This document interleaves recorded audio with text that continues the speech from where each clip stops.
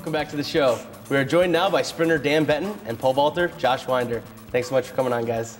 Thanks. Thanks for having us. Dan, let's start with you. How does it feel to bring home the third straight title back to North Central? It feels great. It's kind of, I don't really know how else to feel because we've won it every time. And it's a great feeling. And I know how it's been on other teams. Like, I didn't even know it'd be possible to actually be on a team that was so great and did so well and was so successful. Did it take away a little bit from it, the fact that you guys have won it the last 2 years, or did it just feel just as special when you guys are up on that podium as a team? It feels just as special. Every year is a completely different environment, and every time is just so special, and it's such a great accomplishment, and I had a ton of fun doing it. And Josh, you helped the Cardinals win the national title by taking the top spot in the pole vault. But how many times in the last few years have you heard the question, "Are you Jake's brother?" Probably a couple dozen times. I said on another interview, it's an honor to be Jake's brother, but it was really nice to be able to kind of have an individual title and to throw another Winder up on the board. I mean, it's a great opportunity to win nationals, but like Dan said, every year I've competed in it, we've won. So we can't take that for granted. We got to really just be thankful for that. Are you guys running out of trophy space at the Winder house now? Well, my dad just refinished the basement and actually brought out all of our trophies, and it's a lot more than I thought we had. I don't know. Like I said, I'm just really thankful that we had the opportunity to do that again. And that's got to be special, having your dad actually be the coach and the one that presented you with the national award. Yeah, that's an interesting relationship. You got the dad side and you got the coach side, and they are two different worlds. But I'm so thankful to have him as my coach, and finally for him to be able to present the award to me, because he wasn't there last nationals outdoor whenever I got fourth. Coach DeBoer was, so it was really nice to have him give me that award.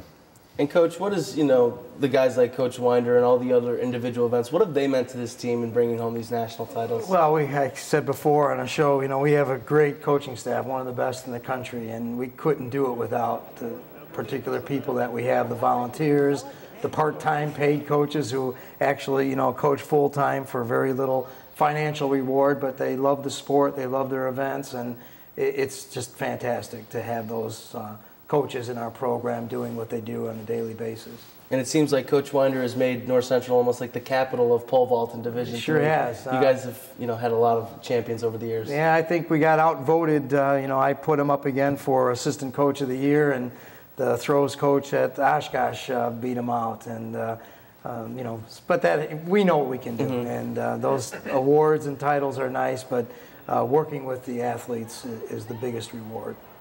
And Dan, this has been a nice reward season for you, but it's your final season, as a Cardinal on the track and field team. Has that sunk in yet? No, I'm trying not to think about it. I want to come to Tuesday, Thursday practice just to maybe make that feeling not be as sudden. Sort of wean yourself away, I guess. Sort of wean myself away, yeah, I guess so. I don't really want to think about it just because I've had such a great experience here, and I'm really going to miss it. Well, they're definitely going to miss you too. It may have been Dan Benton's last go around the track in a Cardinal uniform this weekend, but he has left a legacy that will carry on through his teammates. And that's the focus in this week's What's the Word? It's a great feeling to have done it for Dan Benton. He's been a great inspiration to us and aspect to our team. Both, with his work on the track as well as just a role model. And like I said, he provides inspiration and a spark for us. Deontay Mustafa, we all look up to Dan. And he's been a great senior leader for us. He's definitely showed us how to do it. He's a veteran at nationals, and he's really the key we wanted. I mean, he refuses to lose. You saw it in the Open 4, you saw it at the end of the 4x4. And I would not have anybody else at the end of my relay besides Dan, because I ran with him all season, and I trust in his ability of what he's able to do. The whole team is really going to miss him, and not just as an athlete, but as a role model and a perfect example of what a student athlete should be. It is sad, but at the same time, he's enriched us with so much, with both his advice and his talent, and it's just no one else like him. So honestly, we're going to miss him, but his legacy will carry on through us. So Dan, what's it been like running with your teammates, particularly in the 4x4 relay? Like we've said in other interviews, our team has families. within our family, or teams within our team, and that is a really close-knit family. And Mustafa, Deontay, and Kaba have all been really close friends this year. And Deontay is really, he's such a workhorse in practice. I have a really difficult time keeping up with him. And Kaba, he's been in all my classes, and we hang out basically every second, every day. And Mustafa, he's just the funniest kid in the world. He always keeps me smiling, and he's always doing stuff just to entertain everybody. And he's just such a nice, genuine kid. So it's like you guys are pushing each other in the classroom and on the track. Yes, sir. And Josh, you had another senior leader alongside you this weekend in John Wood. What has he meant to you, and how has it been, competing so closely with him throughout the year? John and I have a really close-knit relationship. We live together with the rest of the vaulters, Peter Garrity, Tom Stacy, and we really enjoy each other's company. Tom Wood and I had an objective this Nationals, just as usual, to get on the award stand.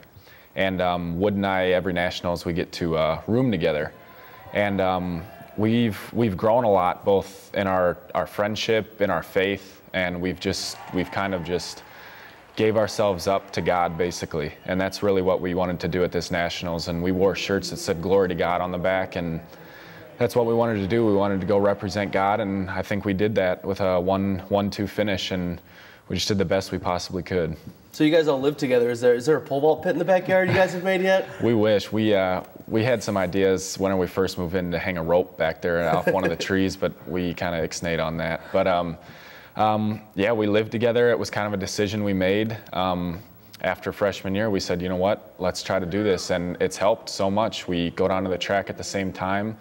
We usually wake up at the same time, because when one of us is up, all of us are up. That's usually how it works in the house. So it's probably the best decision we've made. We're not gonna end up doing it next year, but it's been an awesome 2 years living with those guys. Coach, there were a couple other field event competitors that made the trip, and Bobby Kapusta and Zach Hirschpink. They weren't able to get points on the board, but how does that trip to Nationals help them carry some momentum into the outdoor season? Well, they're both veterans, and sometimes the national meet isn't what you had planned, and every once in a while it's not going to work out for someone, but they still held their heads high and were part of that team. And Josh mentioned Tom Stacy. He really got the ball rolling in the vault. He was the first one to clear a couple bars, and I think that settles everyone down, being the first one. So the other field event guys, their presence really helps support everyone else. So heading into outdoors, Josh, how does your strategy change, especially with the elements when you're 15, 20 feet up in the air? I've always been an outdoor jumper. I love the outdoors. I like the wind in my face, at the side, at my back. It doesn't really matter. I try to compete and not be jump for heights. I try to just out-compete everyone I possibly can. Not necessarily my teammates. We'd like us all to be on the same level there, but I mean, like I said, if the wind's in my face, that's just an opportunity to jump high with the wind in my face. So I truly think that I'll be able to top my marks in the outdoor season. And Dan, you won't be on the track. So if you could give one incoming track athlete a piece of advice from what you've learned here at your time at North Central, what would it be? Listen to the coaches, and just let yourself be a part of the program. Don't fight it.